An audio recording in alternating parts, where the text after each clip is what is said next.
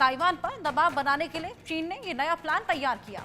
सैन्य, साइबर और कूटनीतिक हथकंडों का सहारा ले रहा है चीन। मनोवैज्ञानिक, आर्थिक और खुफिया तरीकों से ताइवान पर दबाव बनाने की कोशिश कर रहा है। ताइवान में घुसपैठ चीन की ग्रे जोन रणनीति का हिस्सा है। चलिए हम अपने गेस्ट के पास वापस चलेंगे, उनसे और बातचीत करने की कोशिश करेंगे, जानने की कोशिश करेंगे। मनोज जी, मैं आपके पास वापस आऊंगी। ये ग्रे रणनीति क्या है जिसका बार बार जिक्र यहाँ पर हो रहा है?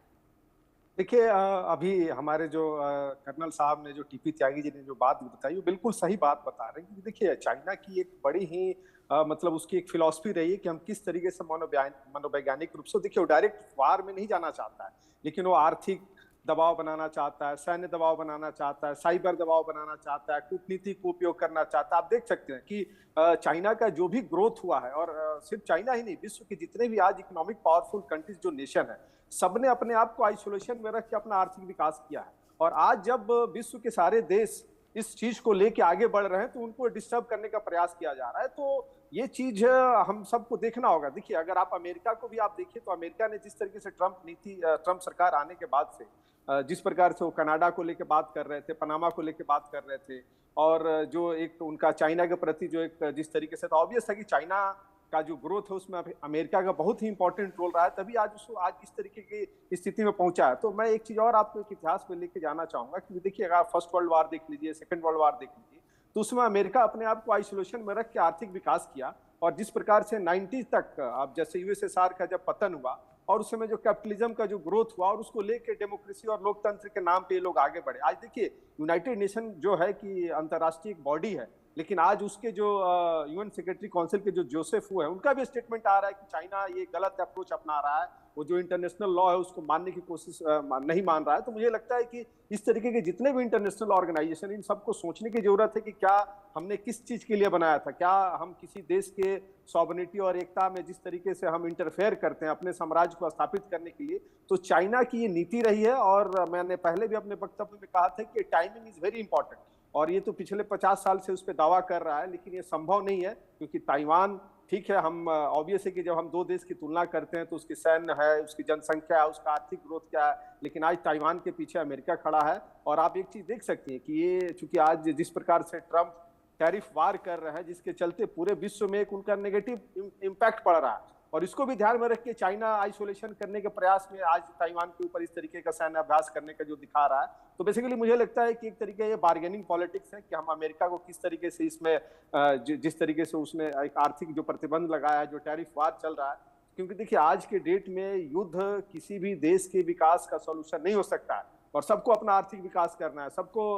अपनी इकोनॉमी को बढ़ाना है, अपने लोगों को पीसफुल हार्मनी देना है। तो आप देख सकते हैं इसके पहले वो जापान के साथ भी उसकी वही स्थिति है, फिलीपींस के साथ भी वही स्थिति है, इधर आप देखिए भारत के साथ भी उसकी जिस तरीके की जो डिप्लोमेसी है, हम सबको बड़ा ही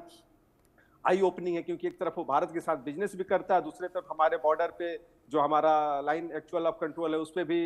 इसके पहले डोकलाम और जो इशूज थे, हम सब इससे वाकिफ है। तो चाइना की नीति रही है कि हम किस तरीके से जो अपने नेबर कंट्रीज हैं उसको हम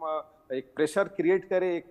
जो कर्नल साहब बता रहे थे, जो कि जिसको बोलते हैं साइकोलॉजिकल वार में हम उसको कैसे डाउन करें, तो उसी के तहत ये काम करना चाह रहा है। और एक तरीके से पूरे विश्व को एक मैसेज देना चाहता है कि हमारे जो सैन्य, जो हमारी ताकत है, किस तरीके से हमने ग्रोथ किया है। और देखिए एक चीज मैं आपको बताना चाहूंगा, कभी यूएस का जो खुफिया रिपोर्ट है उसमें आया कि लगभग चाइना के पास 500 न्यूक्लियर बम, अभी 500 न्यूक्लियर बम उसने बना लिए हैं, और आने वाले समय में उसका जो प्रेडिक्शन है उस एजेंसीज का कि आने वाले 10 से 15 सालों में लगभग 1000 न्यूक्लियर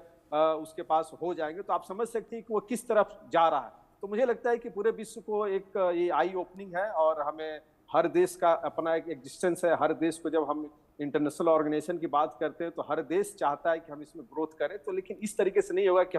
हम जो एक मजबूत देश बन जाए और बाकी देशों के ऊपर उस पर एट्रोसिटी करें। तो चाइना की इस नीति से मुझे लगता है कि पूरे विश्व को इकट्ठा होने की जरूरत है, और खास करके साउथ सी चाइना में जो कॉन्फ्लिक्ट्स है उस पर अमेरिका की भी नजर है, रसिया की भी नजर है, और भारत के लिए हम समझते हैं कि चूंकि भारत एक बहुत ही इंपॉर्टेंट रोल है, क्योंकि चाइना को अगर कंटेन हम कर सकते हैं चाहे पॉपुलेशन के आधार पे या मार्केट के आधार पे, तो भारत ही कर सकता है। और इसीलिए आज भारत एक विश्व के उभरती हुई शक्ति के रूप में निकल के आ रहा है। इसीलिए आप देख सकते हैं अगर बांग्लादेश का जो क्राइसिस है, जिस तरीके से इंडिया को इंगेज करने का प्रयास किया जा रहा है, जिसमें चाइना की भी भूमिका है, पाकिस्तान की भी भूमिका है, तो इसको भी हम इग्नोर नहीं कर सकते। जी